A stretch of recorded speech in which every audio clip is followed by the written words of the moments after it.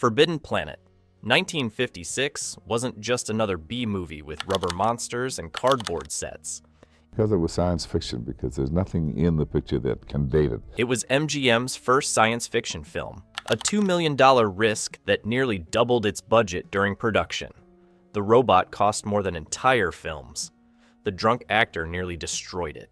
And the electronic soundtrack was so revolutionary that the Musicians Union refused to call it music. These are 16 facts about Hollywood's most expensive gamble.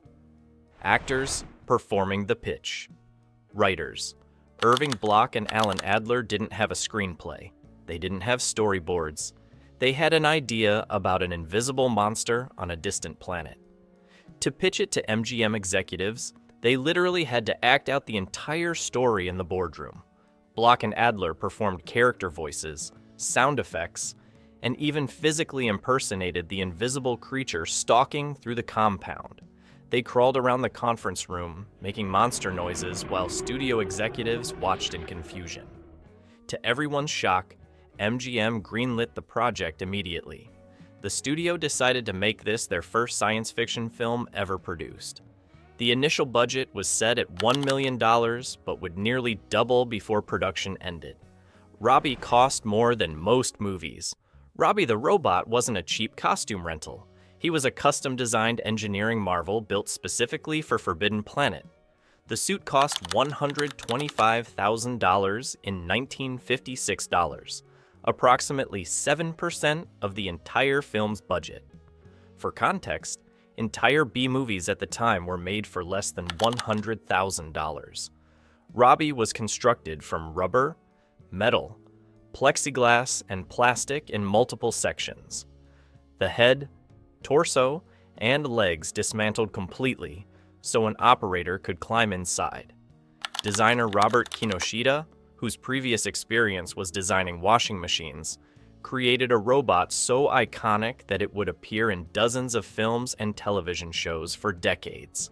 In 2017, the original Robby prop sold at auction for $5.3 million, setting a record for most expensive film prop ever sold. The Five Martini Disaster. Diminutive stuntman Frankie Darro was originally hired to operate Robby the robot. He stood only 5 foot 3 inches tall, perfect for fitting inside the expensive prop. During one early scene, Darro went to lunch and returned after consuming 5 martinis. He climbed inside the $125,000 robot suit and attempted to perform a 180-degree spin while exiting a futuristic car. Instead, he nearly toppled over. The crew had to catch him before he destroyed the most expensive prop MGM had ever built. Darro was immediately fired. He was replaced by another short actor, Frankie Carpenter, who completed the rest of the filming while remaining completely sober inside Hollywood's most valuable costume. Banned for miniskirts. Costume designer Helen Rose created Altera's wardrobe, featuring short skirts that had never been seen in Hollywood films before. Anne Francis wore what are now recognized as the first miniskirts ever to appear in a major motion picture. The skirt scandalized audiences in 1956, a full decade before miniskirts became fashionable in the 1960s. Spain's government, under General Franco's dictatorship, considered the costume so obscene that they banned Forbidden Planet entirely. The film could not be shown in Spanish theaters for over 11 years. It finally screened in Spain in 1967, the same year miniskirts became mainstream fashion worldwide. The first electronic soundtrack, MGM originally hired composer David Rose to write a traditional orchestral score. Studio head Dor Sherry fired Rose in December 1955 and scrapped his completed work. Instead, they hired experimental composers Beebe and Louis Barron, who had never scored a film before. The Barrons created the entire soundtrack using hand-built electronic circuits. They manipulated oscillators, amplifiers, and tape recorders to generate otherworldly sounds that had never been heard in cinema. The result was so unprecedented that the Musicians Union refused to classify it as music. Since the Barrons weren't union members, They couldn't receive Academy Award consideration for either soundtrack or sound effects. MGM had to invent a new credit. Electronic tonalities, the first all-electronic film score in history.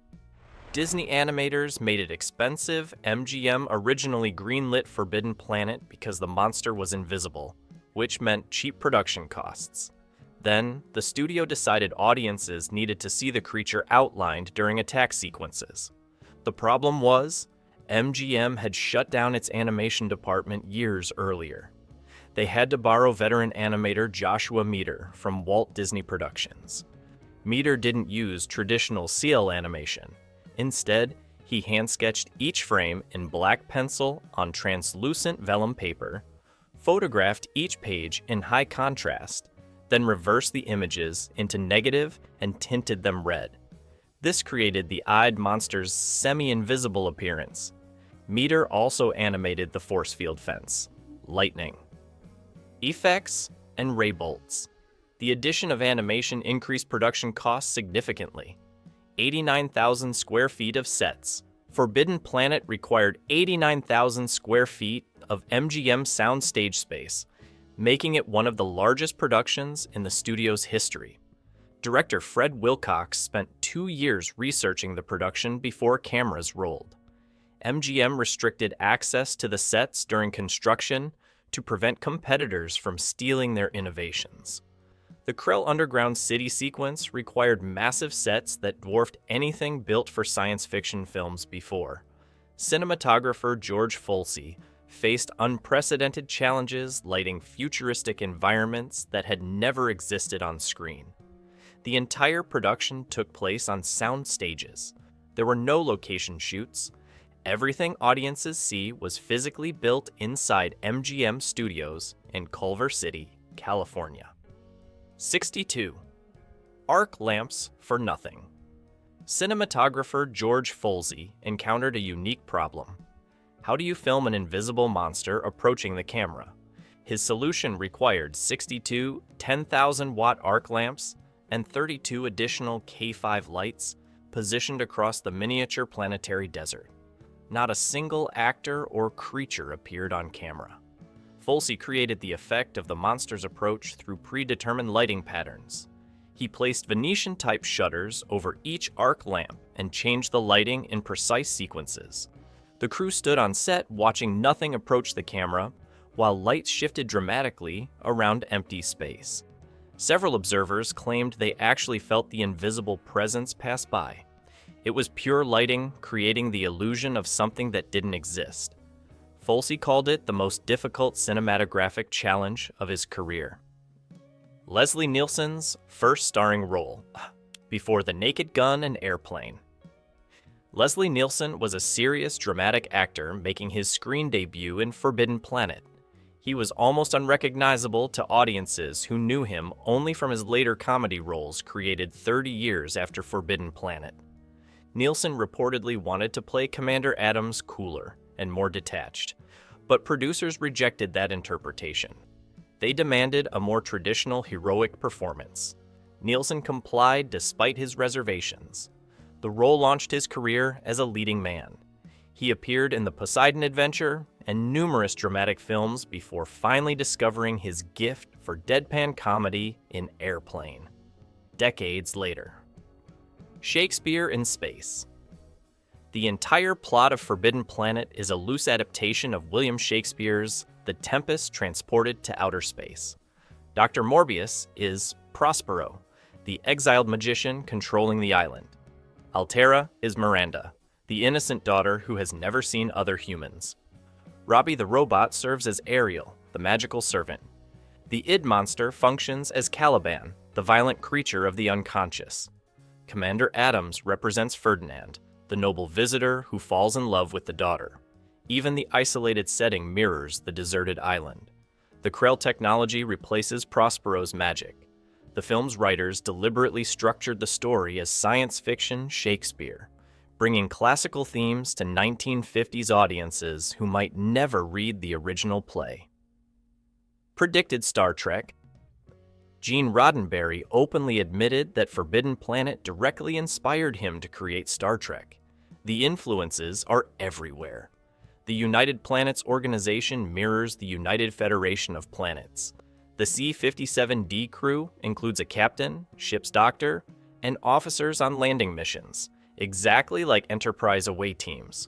Robby the robot synthesizes food and objects from raw materials, predating Star Trek's replicators by a decade. The ship's communicators resemble Forbidden Planet's communication devices. The blaster weapons are clear predecessors to phasers. Even the concept of faster-than-light travel through hyperspace influenced warp drive. The film demonstrated that science fiction could be intelligent, expensive, and dramatically successful.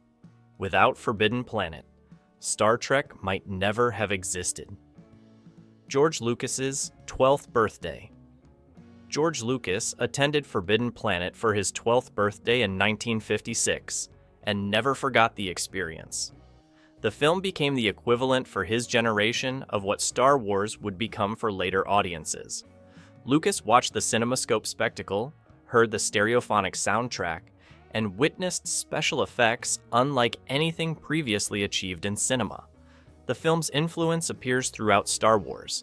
The opening crawl in Star Wars directly copies Forbidden Planet's theatrical trailer, which featured yellow text flying into space against a star field. The technical ambition, the scope of world building, and the idea that science fiction deserved major studio budgets all came from Lucas watching Forbidden Planet as a child. The Goatee Monster. The id, monster attacking the ship, has a hidden detail that most viewers miss. If you examine the creature closely, during its final reveal, it has a small goatee beard. Dr. Morbius is the only character in the film with a goatee. The monster literally wears Morbius's physical features because it's his subconscious given form by Krell technology. The visualization team deliberately included this detail to suggest the creature's connection to Morbius before the plot revelation. It's visible in the animation if you know to look for it. The monster isn't just metaphorically Morbius's dark side, it's physically modeled after him. The rough cut. They kept film editor Ferris Webster assembled the first rough cut of Forbidden Planet and showed it at test screenings. Audiences gave it rave reviews. MGM executives were so pleased that they made an unusual decision. They released the rough cut as the final version. Webster requested permission to create a proper finished cut with additional polish and refinement. The studio refused. They believed the rough cut captured something spontaneous and exciting that might be lost through additional editing. This explains why certain scenes feel slightly abrupt or contain minor continuity issues. The version audiences saw in theaters in 1956 was essentially the first assembly, not the polished final cut editors typically deliver. 3 different spaceships. The C-57D spaceship appears in numerous shots throughout the film, using 3 completely different miniature models. The production-built models, measuring 50 centimeters, 110 centimeters, and 220 centimeters tall. Each model was used for different types of shots. The smallest appeared in long-distance space sequences. The medium model was used for approach shots and mid-range views. The largest model appeared in landing sequences and close-up shots near the planet's surface. A full-size mock-up of approximately 3/4 of the ship was built for interior sequences and exterior shots involving actors. All planetary surface scenes combined these practical models with matte paintings and other special effects techniques to create the illusion of a massive starship. Robby's endless career. After Forbidden Planet, Robby the robot became the hardest-working robot in Hollywood. He appeared in The Invisible Boy, The Twilight Zone, Lost in Space, Mork and Mindy, Wonder Woman, The Man from U.N.C.L.E., Gremlins, and dozens of other productions. The C-57D spaceship mock-up was reused in multiple Twilight Zone episodes, including To Serve, Man and On Thursday We Leave for Home. The blaster pistols, crew uniforms, and special effects shots appeared in countless films and television shows filmed at MGM. Robby even battled the Lost in Space robot in an episode fans still discuss. The production's props and costumes were recycled so extensively that pieces of Forbidden Planet exist scattered across 1960s science fiction television. They built a $125,000 robot. They fired a drunk actor. They invented electronic music. And they created the template for every science fiction film that followed. Forbidden Planet proved that science fiction deserved major studio budgets and serious artistic ambition. Without it, we wouldn't have Star Trek, Star Wars, or modern blockbuster cinema. Subscribe for more deep dives into Hollywood's greatest gambles.